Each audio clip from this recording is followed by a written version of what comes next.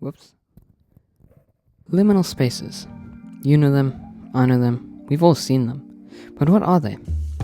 Liminal spaces are empty or abandoned places that appear eerie, forlorn, and often surreal, and can be nostalgic to the viewer, creating a sense of deja vu that makes the viewer feel like they've been there before.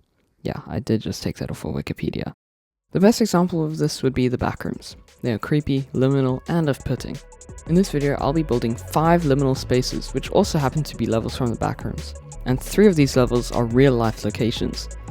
I'll be building the infamous Level 0, the classical backrooms, Level 188, the Liminal Hotel, Level 2, the abandoned utility halls, Level 37, known most commonly as the pool rooms, and finally Level 22, the infinite parking lot.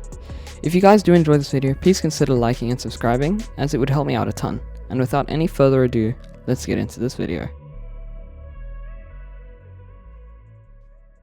I'm gonna set myself a couple of rules. Number 1, no resource packs. I cannot use any resource packs that change the look of blocks or textures. Number 2, I have to build each liminal space fully. I cannot cut corners unless the space is infinite, then I only need to build one room.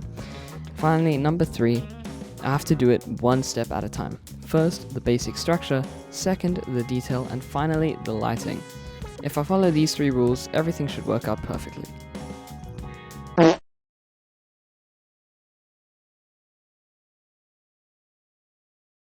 For our first image, it is actually located at 807 Oregon Street, Oshkosh in Wisconsin.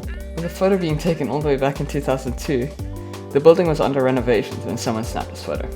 I started off by choosing my block palette. I chose light grey wool for the floor, stripped bamboo blocks and bamboo slabs for the walls, and finally white terracotta for the roof and sea lanterns for the lights. The next thing I had to do was build up the floor, followed by the barrier wall, and then I built up the inside walls. Then I created the ceiling. I added detail by adjusting the height of one of the walls to make it seem closer to the real image. And for lighting, I just scattered sea lanterns around. Voila! I was done. Now all I had to do was take a photo.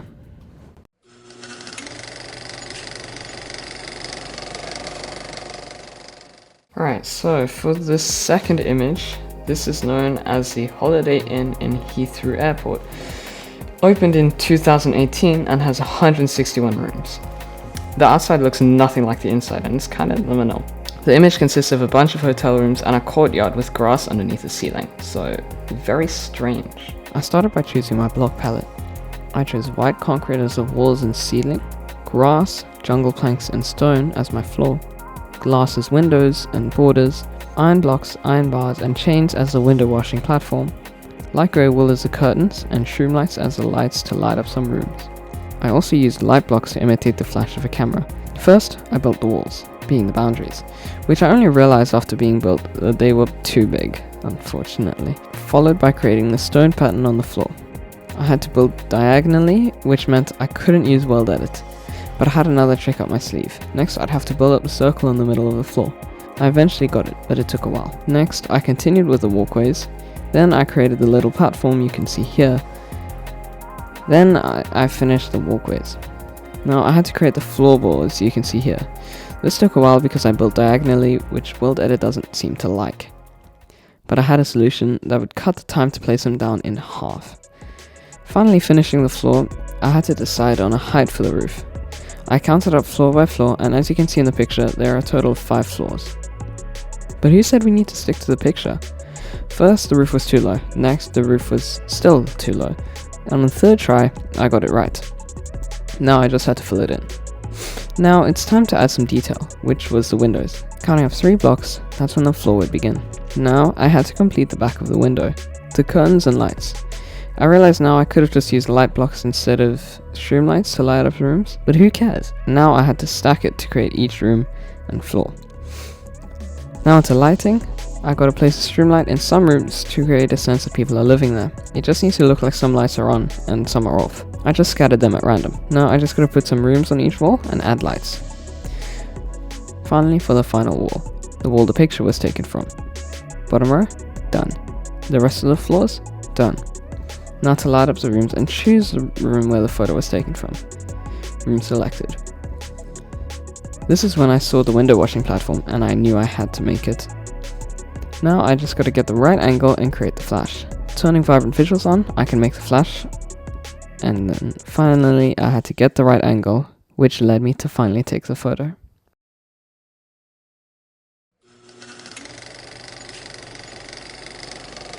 Alright guys, so the third image that I'm going to be doing appears to be an infinitely long tunnel consisting of pipes and wires stretching endlessly in each direction. I unfortunately couldn't find a real life location for this image, which kind of sucks. We're going to be doing this one, so this is the maintenance utility hallway, I believe. Yep, and as you can see, it's this concrete on each side with pipes on one side, stretching forever. My block palette consisted of light grey concrete powder for the walls and roof, polished blackstone for the floor, light grey concrete for the arches of each sector, ochre frog lights for the lighting, and mangrove planks and waxed copper chains for the pipes.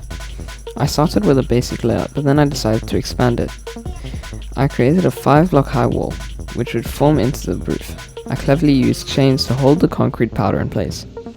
I had to expand it by 1 more block to get the light centered. To see how it looked, I turned on my shaders. The final step is to repeat the structure a ton of times, going in each direction, so that it looks like it's infinite. Changing the time to night and turning on vibrant visuals, I took a screenshot and it looked sick.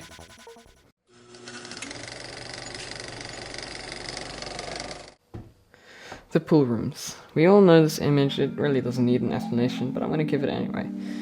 It shows tunnels, which are both dark and illuminated, with a stairwell in the middle. Sunlight shines through open windows, illuminating the turquoise water.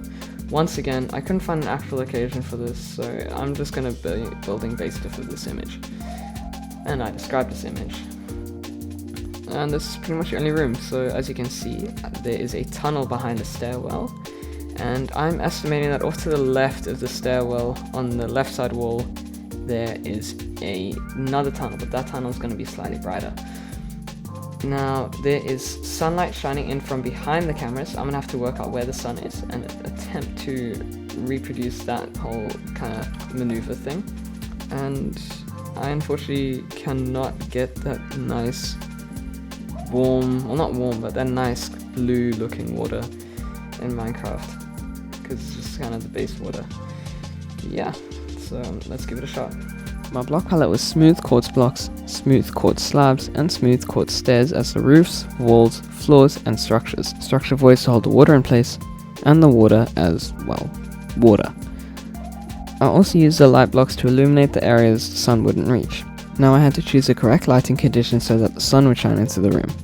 I began to build a basic layout of the structure by creating the floor, and then building up slightly to create the bottom of the walls.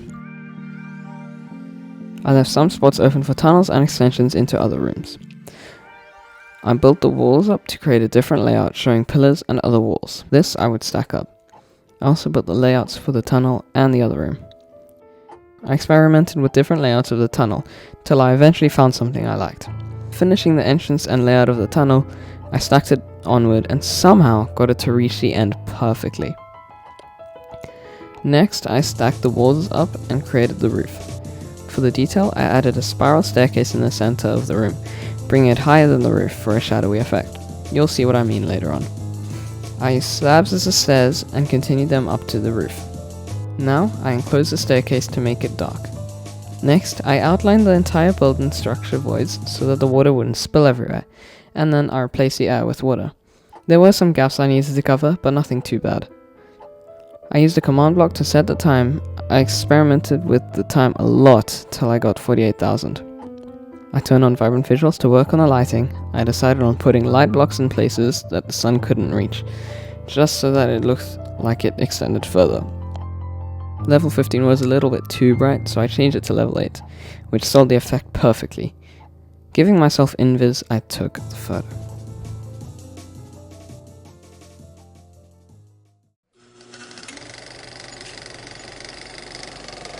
For our final image, it's a infinite car parking lot, and that stretches infinite in every direction. Now it's not necessarily going to be infinite like the other tunnels there, but yeah, so this is an empty infinite car park, and it's very creepy. Now I know this image that I'm showing you right now is not infinite, but it is rather liminal with regarding how empty it is. If you want to like find this image in real life, just go to your local rooftop parking or parking outside a store at night, and you should be able to recreate it. For the final build, I chose a block palette consisting of black concrete powder for the asphalt, yellow carpet for the parking spot stripes, and iron bars and lanterns and light blocks for the street lamps. I started by laying a basic foundation of the asphalt, and then created the parking bays. Finally, I created the street lamps, and then I was done. I just had one thing left that I had to do: stack. This took forever. I spent most of this build just waiting for the build to stack in each direction, but when it finished, it looked amazing.